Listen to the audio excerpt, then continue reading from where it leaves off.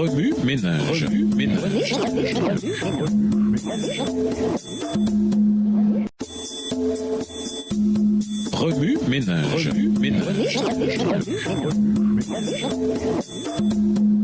Bienvenue à votre émission Remue ménage. Nous voilà la leçon de mercredi.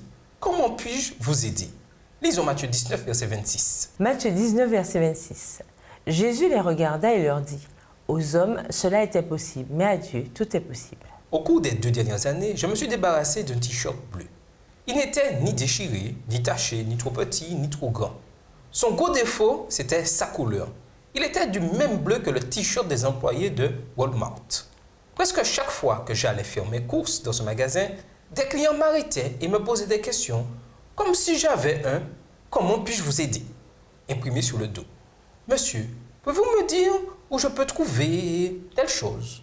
Savez-vous dans quelle allée se trouve encore telle chose ?» Comme l'épargne fait partie d'une bonne gestion des ressources financières que Dieu a accordées à ma famille, j'essaie d'économiser en faisant mes achats dans les commerces à bas prix. Mais un jour, je me suis mis à penser que c'était peut-être exagéré de ma part, car je pouvais montrer aux clients tout ce qu'ils cherchaient tellement j'y allais souvent. Et cela m'a fait réfléchir, le désintéressement. N'est-ce pas cela la gestion chrétienne de la vie?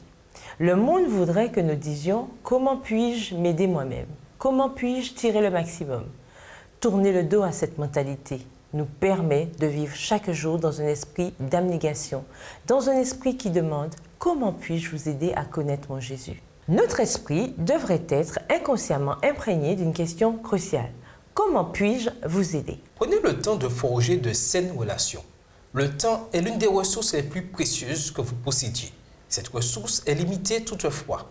Il n'est que trop facile de nous occuper strictement de nous. Trouvez des individus sur qui vous pouvez avoir l'impact le plus positif et concentrez-vous là-dessus. Analysez vos habitudes en matière de santé par rapport à cette question.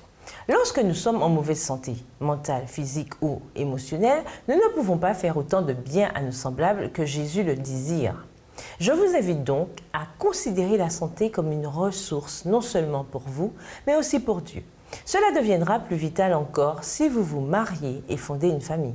Prenez des décisions financières en rapport avec la mission.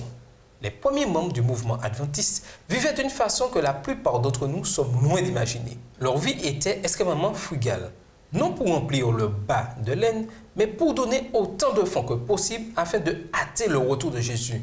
Sommes-nous animés d'une même passion? Que révèlent nos habitudes en matière de dépenses? Souvenez-vous que le Dieu que nous servons n'a pas de limite. Trop souvent, nous sommes réticents à mettre toutes nos ressources à la disposition de Dieu parce que nous pensons que la source va tarir. Voyez donc Dieu tel qu'il est, celui-là même par qui tout est possible. Matthieu 19, le verset 26. Remue ménage, vous êtes-vous déjà retrouvé limité dans ce que vous pouviez faire à cause d'une gestion boiteuse? Dieu vous a-t-il convaincu de votre besoin de lui pour développer une meilleure gestion? Si oui, dans quel secteur de votre vie? Au revoir. Et à demain si je veux. Remue ménage.